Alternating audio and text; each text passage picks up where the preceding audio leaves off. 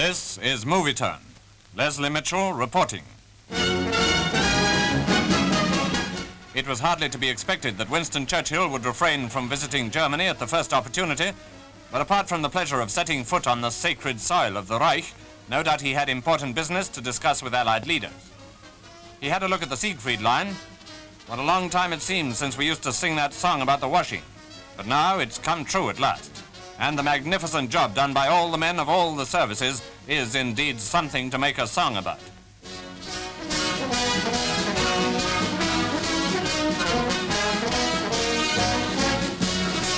Already, the Allies had swept past the Siegfried Line and closed up to the river Rhine, Germany's last great barrier in the west. Most of the bridges were down. This scene was taken near Dusseldorf, which lies just across the river there. We had bombed bridges to delay the Huns' retreat across the Rhine, and the Hun had blown up bridges to delay our pursuit. Perhaps the most famous of all the Rhine bridges, the big one called the Hohenzollern Bridge at Cologne, was also reported to have been destroyed. It was a bridge that had borne witness to some of the most dramatic events in modern European history. At the end of the last war, forces of the British Army of Occupation marched across it. This was an historic moment and a memorable picture. After over 4 years of bloody war, Germany had capitulated and we crossed the Rhine.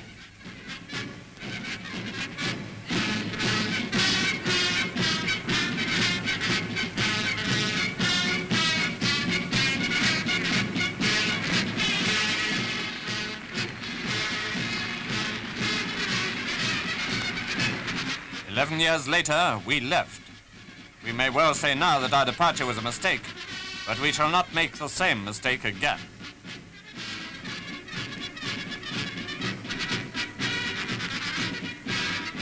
In 1936, Hitler reoccupied the Rhineland, and we might say that this picture of rearmed Germany swaggering across the Rhine marked the open resumption of German aggression. It's easy to see now what should have been done then.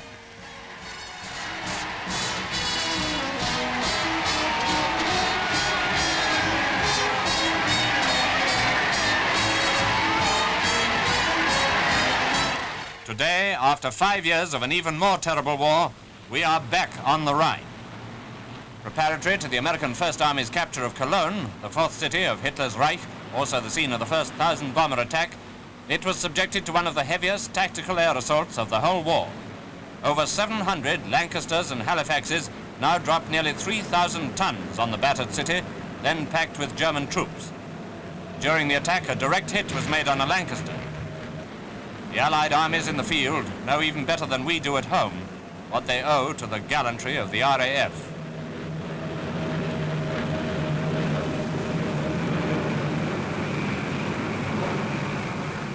Altogether, RAF's Bomber Command has dropped 32,000 tons on Cologne.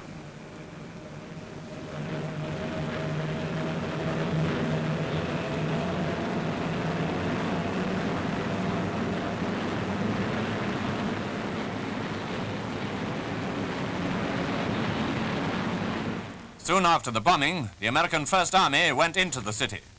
The assault began at 4 a.m. on the 6th of March, and although Rundstedt had pulled back all he could across the Rhine, there was resistance at many defensive points throughout the city. Street by street, sometimes house by house, the Americans fought their way through towards the river. Everywhere there was abundant evidence of not only the recent heavy bombing, but of all the other bombing Cologne had received. As you'll see too in a moment, the American cameraman who took this film was certainly right up with the spearhead of the attack.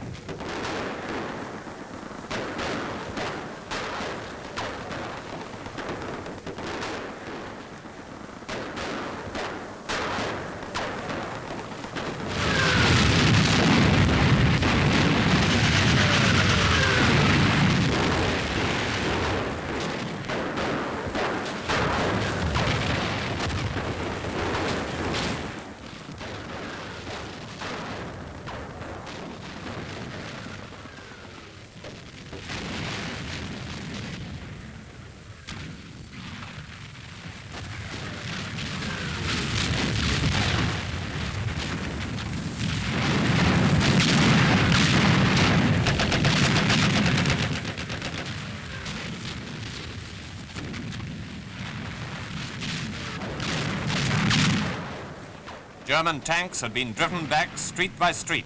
Snipers and deserters had been routed. Occasionally, German troops would make a dash for the river near the cathedral. Occasionally, a carload of civilians drove through the line of fire.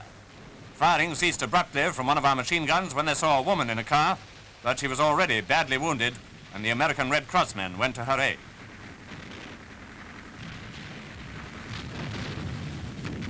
Now watch a man strolling across there. Looks like a civilian, but he may be a soldier trying to escape in mufti.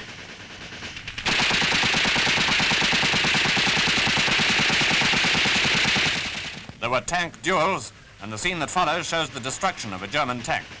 Huns were blown out of it or scrambled out, and it looks as if the cameraman nearly got knocked down too.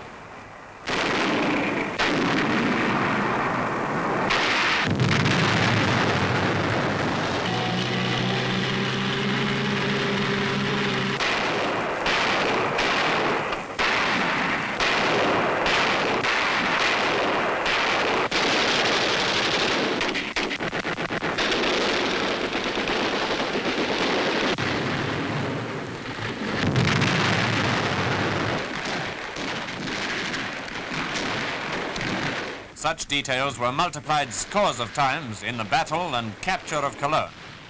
It was great news indeed, and still greater news followed. Winston Churchill, speaking in Germany, said, "We shall soon be across the Rhine." We are.